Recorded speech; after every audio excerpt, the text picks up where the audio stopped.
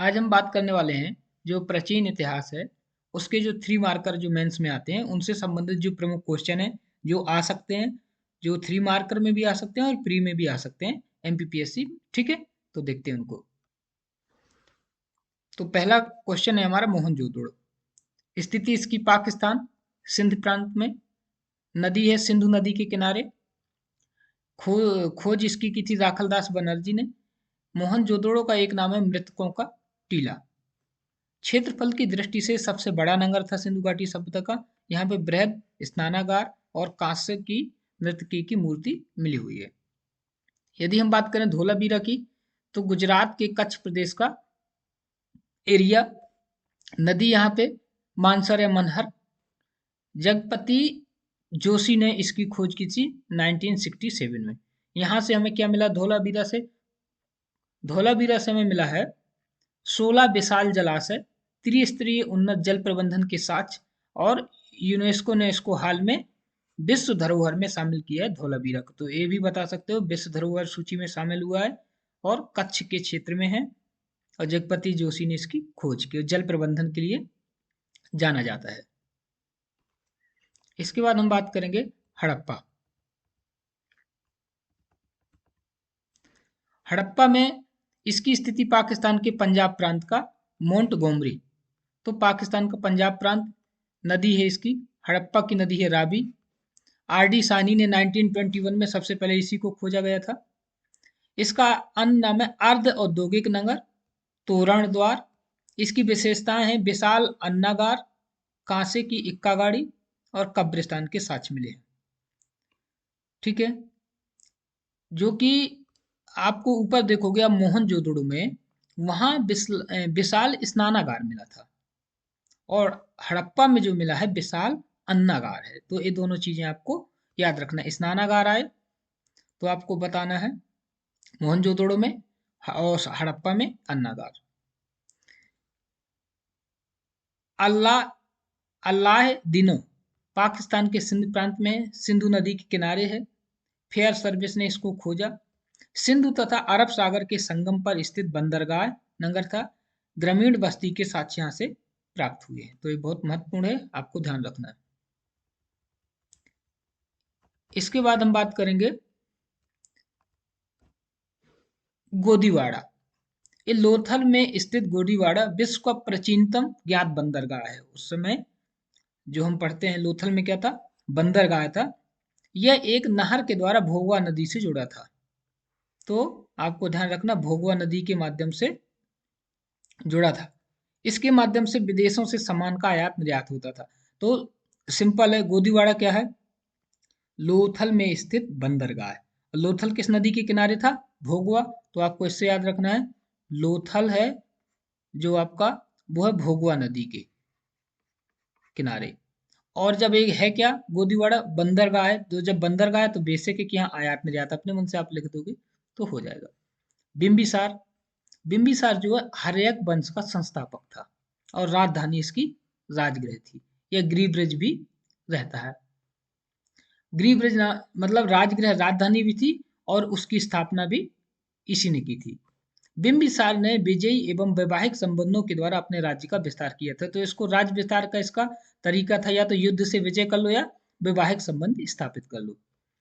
बिम्बिसार ने अपने राजवैद्य जीवक को, बहुत क्वेश्चन आता है, अवंती नरेश चंद प्रद्योत के पास पांडु रोग पीलिया रोग के उपचार के लिए भेजे। बहुत क्वेश्चन आता है कि अवंती के राजा चंद्र प्रद्योत के यहाँ किसने अपना राजवैद्य जीवक भेजा था? तो आपको ध्यान रखना है बिम्बिसार ने भेजा था जो हर्यक वंश का था। बिम्बिसार की हत्या उसके पुत्र अजात शत्रु के द्वारा की गई थी। तो ये भी आप ध्यान रखिएगा। इसके बाद हम बात करें दसराज युद्ध।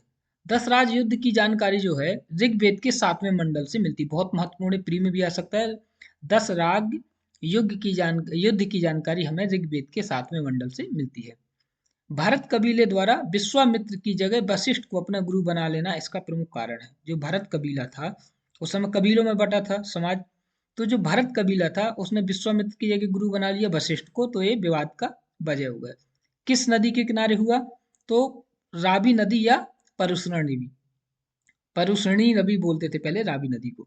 तो रावी नदी के किनारे राजा सुदास व 10 अन्य राजाओं के मध्य युद्ध हुआ था। तो आपको ध्यान रखना है, दसराज युद्ध।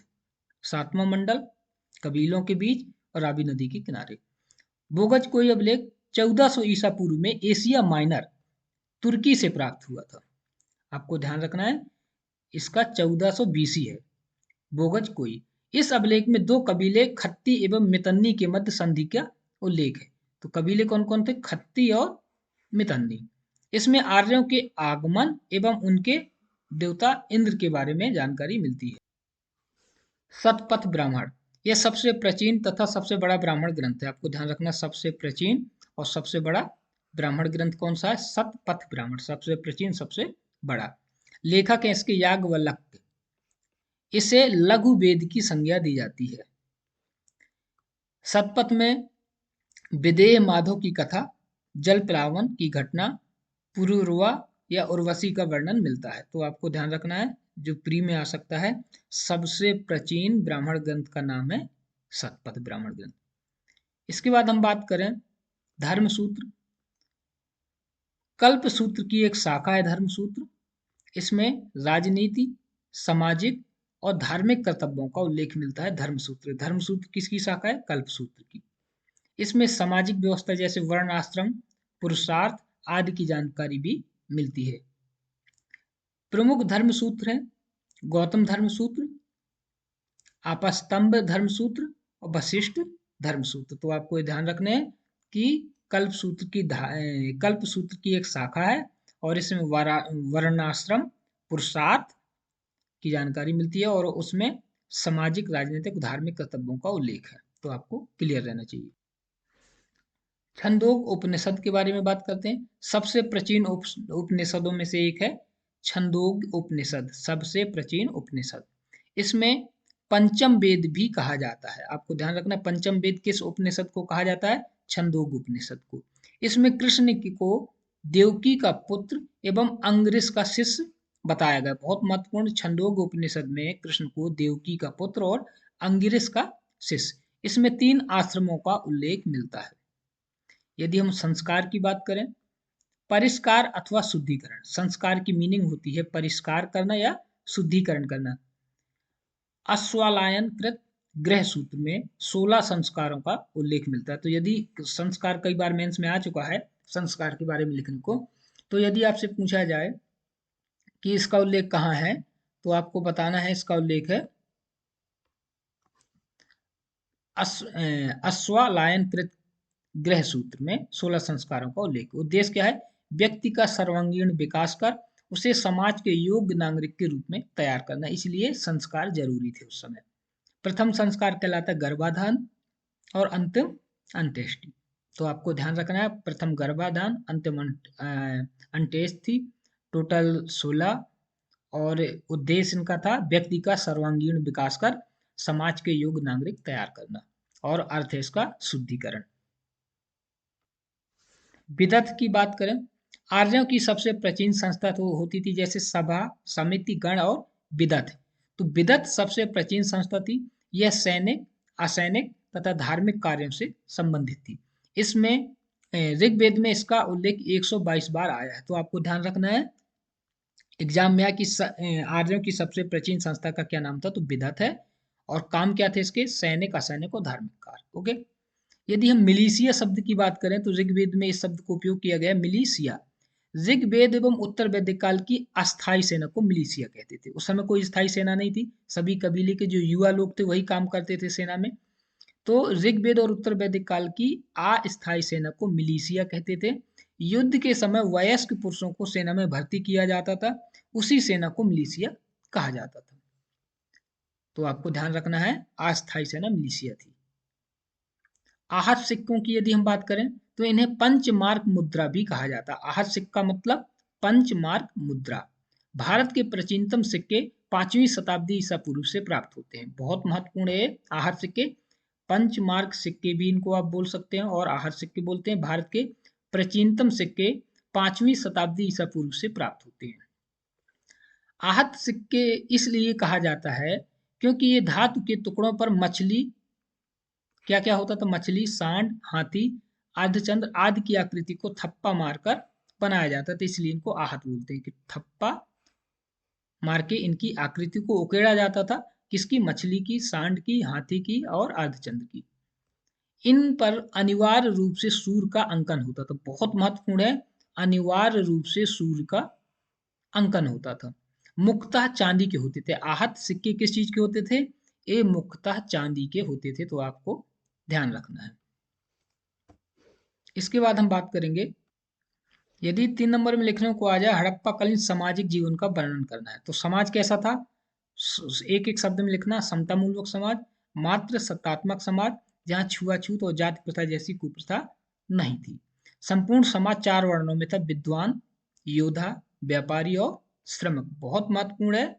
समतामूलक, मात्र सत्तात्मक, छुआछूत नहीं होना, जात पात नहीं होना, ऊंच नीच नहीं होना, और विद्वान, योद्धा, व्यापारी और श्रमिक। उपयोगितावादी तथा शांति प्रिय समाज था यहाँ का।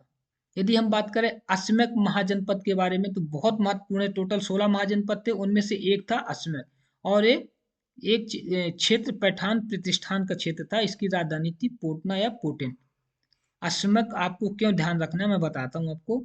इसकी राजधानी याद रखना है आपको, पोटेन। एकमात्र महाजनपद है, 16 महाजनपदों में मात्र एक महाजनपद है। टोटल 16 है, उनमें से जो नर्मदा नदी के दक्षिण में गोदावरी तट के, जैसे आप इसको इंडिया बोलो तो यहाँ से ऐसे मान लो नर्मदा नदी ऐसे बहती है दक्षिण को, तो नर्मदा नदी के दक्षिण में एकमात्र महाजनपद कौन सा था? अस्म्यक।